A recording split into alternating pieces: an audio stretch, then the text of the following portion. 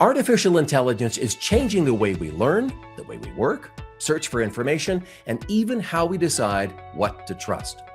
However, as these tools become more powerful and more widespread, one significant question remains. How do we ensure that everyone has the necessary skills to use them effectively? Well, that's where libraries come in. Welcome to Let's Find Out, the Arapahoe Libraries podcast. Today, we're discussing AI, digital literacy, and the evolving role of the modern librarian, not just as a keeper of books, but as a guide through a rapidly changing digital landscape. Our guests today witness this shift firsthand every day, and they're helping real people navigate real questions about artificial intelligence, privacy, learning, and access. So, whether you're a student, a parent, a job seeker, or just someone trying to keep up with all this pace of technology, this conversation is for you. AI doesn't know anything. It's been trained on a lot of data, and it's really good at making predictions, but there's not a brain behind it. It's a computer system, and that algorithm can be flawed in a lot of ways. Thank you for joining us for this edition of Let's Find Out, Arapahoe Libraries podcast. Hear from authors, experts, and opinion leaders to spark ideas, solve problems, and enrich your life. In Arapahoe Libraries, we turn every search for knowledge into a helpful adventure. Well, joining us today for Let's Find Out, the Arapahoe Libraries podcast, are Sheena Kelly, Digital Media Literacy Coordinator at Thompson School District, and we have Anthony White, the Director of Innovation and Technology at Arapahoe Libraries. So Sheena, Anthony, thanks for joining us today. We appreciate it. Yeah, thanks for having me. Thanks, Mitch. Thanks for having us on. You bet. Sheena, let's begin with you. Why is digital literacy perhaps more important now than ever in this age of AI? Well, I think it's really interesting because information has and has not changed over the years. You know, back when newspapers were first starting to be published, there was yellow journalism, and people were creating these sensational headlines to sell more papers. And now with the internet, we have clickbait and titles that just try to make you want to click on them so that advertisers can get revenue. So there are some consistent issues that we as consumers of information have to be aware of, but AI has kind of changed the game entirely in that it's harder now to recognize, like, well, is this a real piece of information? Is this something that I have to question more diligently? And it's changing very rapidly, which is why I think it's essential to talk about it now, so that we can kind of understand what's happening in the background to be prepared for some kind of future that might be a little unknown. Yeah, exactly. Anthony, I imagine when people walk into a library like Arapahoe Libraries, they think, I want to get one of the books in my hand. I love the feel of the pages. But they may not know is AI is already kind of changing the way people find and use information, isn't it? Yeah, I think so. I mean, I think it's really shifting that information seeking process kind of from a searching type of format to more of an asking format. And it's just that further step toward that more immediate answers for people. We've seen this evolve from when search engines like Google were first introduced, and searches were met with links and various sources of information that users had to parse through. And then we started to kind of get into the emergence of things like Siri and Alexa, and then to where we are kind of today with AI. And we know that just from user experience, people generally tend to go toward the path of least resistance. And often that can mean increasingly wanting that kind of direct answer. And that can be a summary, it can be a synthesis, it could be just a next step in a cooking process. And I think that can really lower barriers for people who maybe don't have the time or the confidence or the ability to sift through a lot of sources. If we think of, websites, for example, they're often very challenging to navigate, even all these years later of, user experience studies to try to learn the best way to design a website.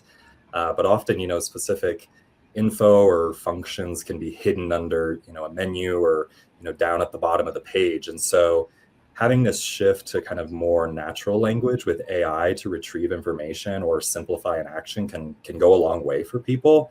But the trade-off is that then generative AI can produce that output that isn't necessarily accurate, and it can mix those real facts with errors in a way that's a bit hard to notice.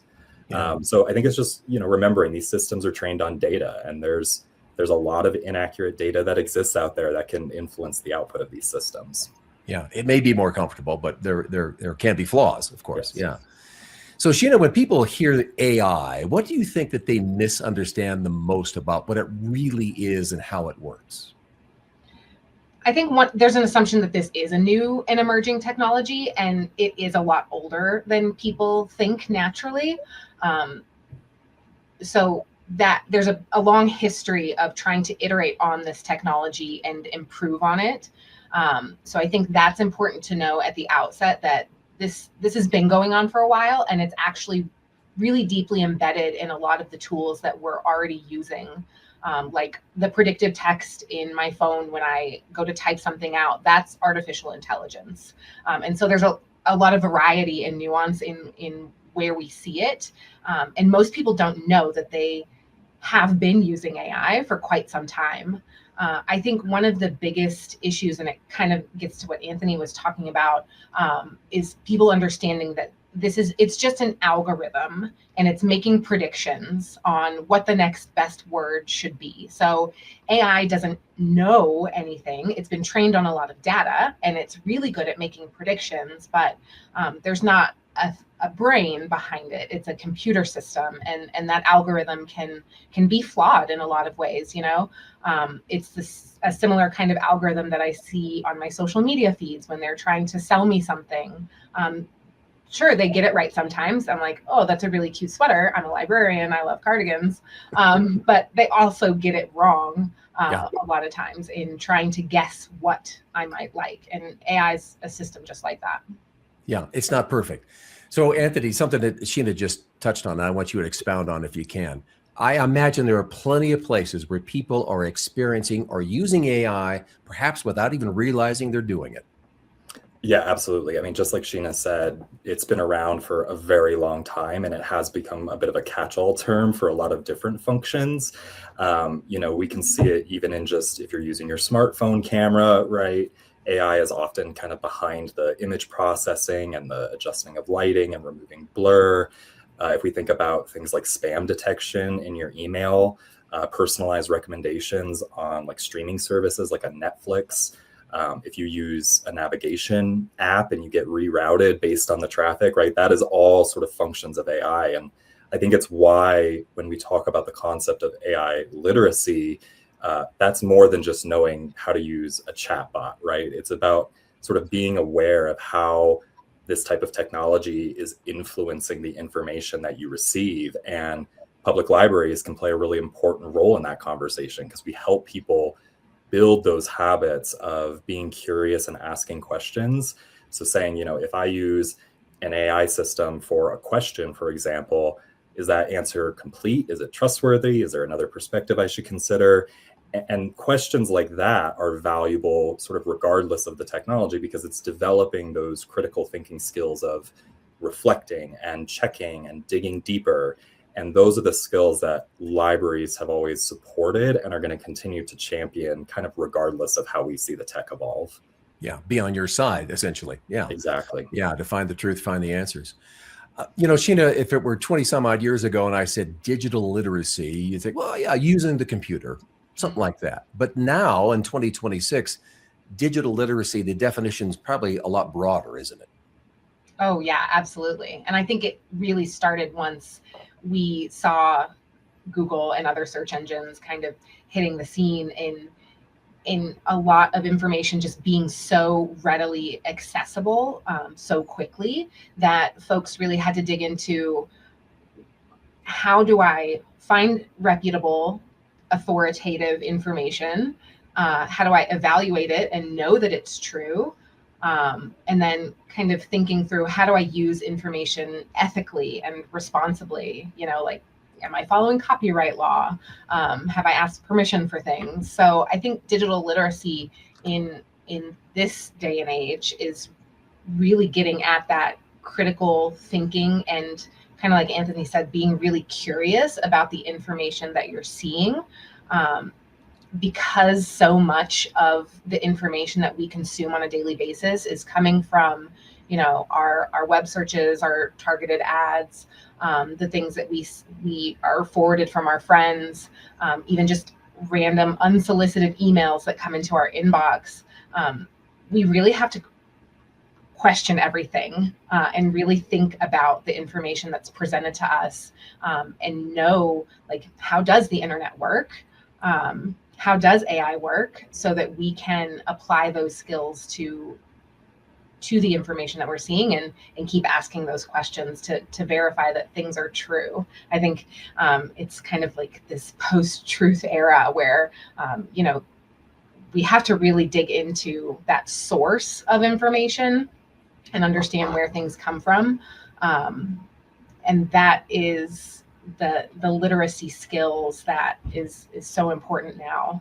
Yeah, absolutely. When I was a journalist, and I used to have young reporters say, well, before you had computers, how did you know? In other words, you couldn't Google it. You're like, yeah, we had to have several sources and try to figure out the answer to the question. So now we not only have the internet, but we have AI. How is AI, you think, changing the way students maybe research something or write a paper or learn these days? Sheena. Yeah, you actually took some of the words right out of my mouth. That verifying in different sources, what we in the library business call lateral reading. So looking at a piece of information that I'm presented and seeing if I can verify that in a few other independent sources, kind of tracking that down. Though now students don't do that as much in books and going to the library. But doing that fact checking and that kind of source origination is really an important part of doing good research now. I have always taught my students to question everything, as like rule number one of doing good research is to continue to question the information that you're looking at in order to make those connections between different sources and different discrete pieces of information that might be coming from all over the place. I think something that I see classroom teachers struggling with a lot is that question of, oh, well, they're just going to go generate that essay in AI. And sure, some students are going to do that, but those are the same students who are going to copy a paragraph out of a book or copy and paste it from an article they found online. It's not that AI has increased the rate of cheating or academic dishonesty in schools. It's just made it a little bit more complicated, I think, for people in making sure that students really are learning. So something that I talk about a lot is focusing on the process rather than the product. So if you want students to be able to write an essay, that's great. We should be focusing on writing skills and sentence structure and synthesis of ideas. But how do we break that down in a way where we can really dig into their process of learning, so that we make sure that that productive struggle that's necessary to cognitive development is still happening? Because AI strips that away, because it's just that quick response. There's not any struggle. There's not any really deep thinking. So we need to make sure that that's happening for students. Yeah, the importance of learning is a great point. I remember as a kid having a classmate get in trouble because the teacher had learned that they copied word for word a paper about, let's say, Thomas Jefferson out of the encyclopedia. So again, there's where the process, even before the internet and for AI, that was always a challenge to make sure that students are learning in the proper way. So as we know, not everyone is really in favor of AI and its usage. I mean, there are ethical concerns, right? They're being raised, like, copyright issues. So how should, say, Arapahoe libraries or libraries in general address these concerns? And Sheena, we'll start with you. I think it's a balancing act of making sure that folks are educated on the risks and the rewards, because there's not all good or all bad about really anything except for libraries. Libraries are all good. But it's such a nuanced topic, and there is so much to it that I think doing programming and just talking through some of these things with folks for sure talking about those AI literacy skills that are so important in making sure that we can evaluate the authenticity of information, but also talking about that nuance. And there are some harms, and those are legitimate, and let's talk about that and address it. But there are some positives, and there is some potential that we should also talk about and address with this technology. Yeah, those ethical concerns, which, by the way, is going to be a future topic of this very podcast, the ethics of AI. So, Anthony, with that in mind, and so we're talking about ethical concerns, how do you address that as a library system? Yeah, I mean, I think libraries are a good place for that conversation, just because libraries are sort of built for contested issues, right? I mean, we are the promoters of intellectual freedom and of multiple viewpoints and evidence-based learning. And, I think it's important for us to remember that no one person or one institution can or should be the arbiter and decider of ethics and ranking value systems.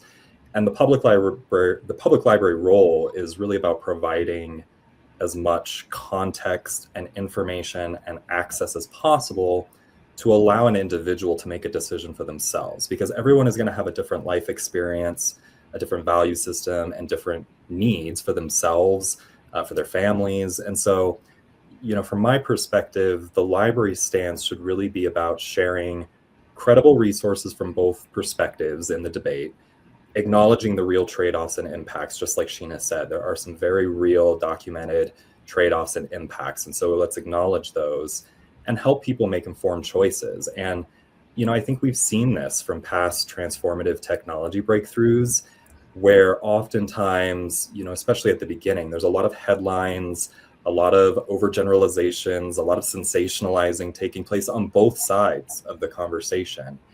And it's really important that we not collapse these very complex and often interdependent systems into all or nothing claims, right? I mean, generative AI is not one system. It doesn't have one incentive structure. There are many, many types of AI systems. You've got, open source models, academic models, climate-focused models, local models that don't even connect to the internet. And so to me, I think the pro-library and the pro-community stance is creating those pathways for better awareness and understanding of the drawbacks of those larger AI models.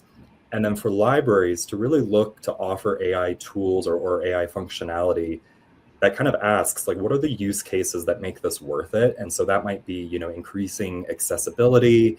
It might be, creating a more equitable and simpler user experience. And then really acknowledging, what are the mitigations that might be required, and what are the standards that we're going to hold ourselves to in offering this system, and what are the alternatives or the lack of action that might be better or worse in helping our individual members of the community. Sheena, how does AI, does it complicate the fight against misinformation and deep fakes? And I'm thinking of, being a parent here and having maybe young children on the internet. Does the AI situation, does that complicate all this? Oh, absolutely. And it's just going to get more complicated as the algorithms become more advanced. I think people get in their own little filter bubble, they start seeing content that agrees with what they think already. And then it's easy for them to believe the next thing, even if it's not necessarily true. There are, video systems and text systems that are so sophisticated that they can create content that you would not know is not real. The first AI image generators always had 15 fingers, and it was like, oh, well, that's obviously AI generated, but that's not the case anymore. And I think kind of the corollary to what I said earlier about questioning everything is that people start to lose trust in anything when they have to question everything. And then so there's the risk of, okay, well, I'm just not going to believe anything I see on the internet. And that's also not the answer to this issue. So I think especially for young people who maybe they don't have a good class in their school to talk about research and information literacy skills, or they just don't have digital citizenship classes. It's harder for them to learn how to navigate that. I think we think of kids today as digital natives and, oh, they should just get it, but these are skills that have to be developed. And if they're not getting that instruction, in school, if it's not modeled by their parents or guardians, we have to really put a heavy emphasis on that, I think, to make sure that they grow up with that knowledge and that understanding. Well, let's give people some tools here. I mean, Sheena, what skills should we learn to verify what's real online in this era of AI? Well, I think, again, making sure that you're asking those questions about the information that you see. If it's a Google search, going past that AI summary. Back in the day when I was teaching research, it was going past the sponsored ad content. So you just have to scroll down until you actually see some sources and see what you can do to verify those. I think one skill that people don't use as often across the board is digging into the source of information. So going to an About Us page on a website, seeing who's publishing this content. If there's somebody funding the publication of that information, that's an important thing to know in whether or not you trust that information and that content. So I think just making sure that people are digging deeper. When you're using a chatbot, it's really important to ask for and verify any sources that you get from that chatbot, because like Anthony mentioned, the chatbots are prone to hallucinations, even as the technology is advancing. That's not something that programmers really care to focus a lot of energy on because it's not cost effective. So it will likely always be an issue. So if you ask for a source, make sure you verify that source. Is it a real source that exists? And if it exists, does it say what it says it said? Those are two big ones that you need to dig into for sure. Yeah, good skills to know. So as AI advances, Sheena, who is at most risk here of perhaps being left behind? And why exactly, you think? Yeah, I think our same vulnerable populations who are at risk of being left behind in other technological advancements. There's always kind of the digital divide just keeps getting deeper. There are for sure ways for everybody to access AI because it's everywhere, and because there are free versions of everything. But those free versions, they usually come with higher security risks or outdated models that are prone to even more problematic information.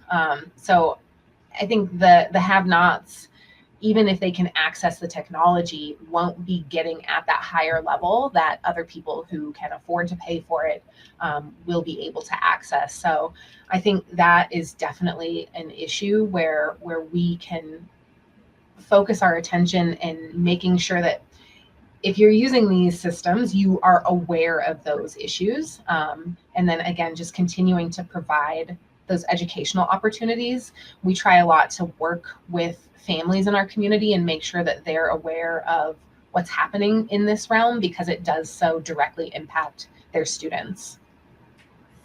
Anthony, we heard Sheena just say the digital divide. Of course, it was always a concern. How can libraries help ensure AI doesn't widen that divide between different communities?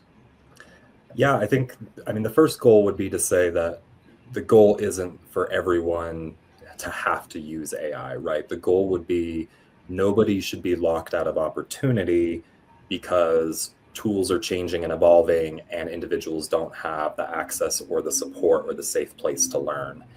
And I think, to Sheena's point, there is kind of the access conversation in terms of how are we providing access to folks providing access to these tools for folks. But I also think that libraries are one of the few places where someone at any skill level can ask a question without being judged or upsold, right? And there's this social aspect of that trusted staff help, that trusted librarian that matters in building kind of that confidence aspect of using these tools. So with AI, using it effectively moving forward, that means understanding the pitfalls. It means understanding the privacy risks. It means understanding, the benefits of the paid models versus the free models, the accuracy issues, and all of that.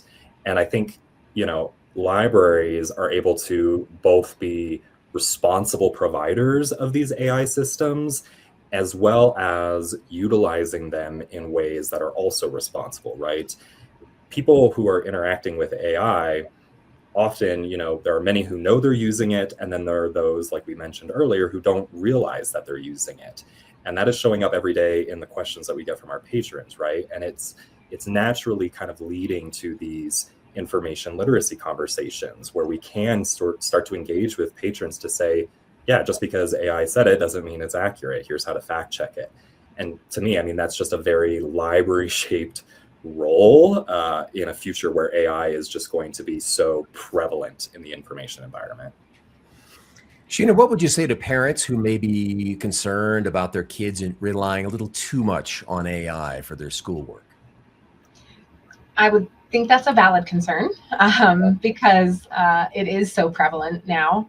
But kind of as I was touching on earlier, making sure that families are really involved in their students' digital lives is so important. And knowing, asking questions of their schools and their districts, what are your policies around artificial intelligence and academic integrity? Knowing what kind of software is allowed and blocked on their students' computers. And I really think a big part of this is modeling good behavior because a lot of what students do, they're going to be observing and copying from their parents and guardians. So don't be on your phone all the time. Have a good balance of screen time and non-screen time. Talk openly about AI, about what it is, and about some of those effective ways to use it, so that students are also aware that, like, what AI is, you're thinking about it, and you want to talk to them and have open conversations with them. I think the more involved that families can be in that conversation, the better off students will be. Yeah, that's a good point. Good advice. Anthony, let's talk about privacy for a moment. Or what privacy concerns should people be aware of when they use AI tools? And can the library system protect user data, for example? Yeah, I think there's sort of two elements to the privacy piece, right? There's what data the tool is collecting, the AI system is collecting, and then what happens to that data once you share it. And so with AI tools, this can include everything from the text you're typing, the files you might be uploading, and there's also a lot of just contextual data about how you use the service that could be shared. And so I think a responsible move and a responsible learning when using these systems is always assume that anything you enter could be stored or logged, and to always be checking the tool's privacy terms before you share any sensitive information. From the library perspective, privacy is such a core value to us, and it is something that makes the public library as an institution so trustworthy in the public eye. And I mean, we truly believe, people need to be able to read and learn without unwanted surveillance, right? And so libraries treat your reading history and your research activity as confidential. The core of our systems that might be taking any type of user data, they follow very strict controls on that data. And anytime we're working with any outside organization or service provider, we follow a number of very strict requirements that limit that collection of data and secure it. And any data that we do have to hold on to, we make sure that that data isn't used outside of its intended purpose. But we don't control the internet. There are many systems out there that collect a lot more data than people realize and might be tracking, browsing habits or location or search history or personal information. But again, I think this is something that libraries can really help with. We don't want to be here to tell you that it's right or wrong to maybe use this system or that system, but we we can provide that information and that context about what these systems might be doing, so that when individuals are making a choice for themselves, they're making as informed of a decision as possible. All right, let's do a lightning round of questions. You guys, you game for that? Yeah, let's do it. Yeah. This should be quick answers, but I know this is a big topic, so do your best. We'll see how this goes. Yeah. All right. What's one AI myth that you just love to bust? Sheena, let's start with you. AI is not a person. There's nobody behind that computer. Good answer. Anthony, how about you? What's one AI myth you'd like to see go away? Yeah, I was kind of on a similar path. I think the myth that AI is one thing with one agenda, when really it's a whole category of systems with different designs. Okay. What is one digital habit you wish everyone would stop doing? Believing everything you see without questioning it. Anthony? Sheena and I are right aligned. Mine was going to be, sharing things before checking, right? Screenshots or clips or news articles. Just pause and ask, what's the source? What's the potential bias? And can I corroborate it? There you go. If you were to kind of future cast a really positive AI scenario, let's say it's 5 years from now, where will we be with AI? I hope that this AI bubble bursts and there's not this constant stream of new apps on the market, and that we're able to kind of focus in and use AI tools responsibly and ethically with just mundane tasks and leave creativity to humans. Anthony, how about you? Yeah, I think the positive scenario is that AI becomes a common accessibility and productivity layer, and that the norms around privacy and transparency, they just become more matured, and that it lowers the barrier of entry, and that public spaces with that true, authentic kind of human connection and community, like libraries, that those flourish and thrive, because I think, we're entering an age in which that human connection is just going to be more important than ever. Very good. Well, Sheena and Anthony, thanks so much for joining us for the Let's Find Out podcast. Thank you. Thanks for having me. Today's conversation reminds us that while technology may be moving fast, human guidance, critical thinking, and the access to trustworthy information matter more than ever. AI isn't something to fear, but it is something to understand. Libraries are playing a decisive role in ensuring that people of all ages and all backgrounds can learn, question, and grow in this digital age. If today's episode sparked your curiosity, we encourage you to explore the digital literacy programs, the tech resources, and learning opportunities available at your local library. You may be surprised what's already there for you. Thanks for listening and watching, and thank you to our guests for helping us better understand the future of learning, technology, and community. Thank you for joining us for this edition of Let's Find Out, Arapahoe Libraries podcast. Be sure to like, share, and subscribe. Follow us on Facebook and Instagram, and visit us online at arapahoelibraries.org.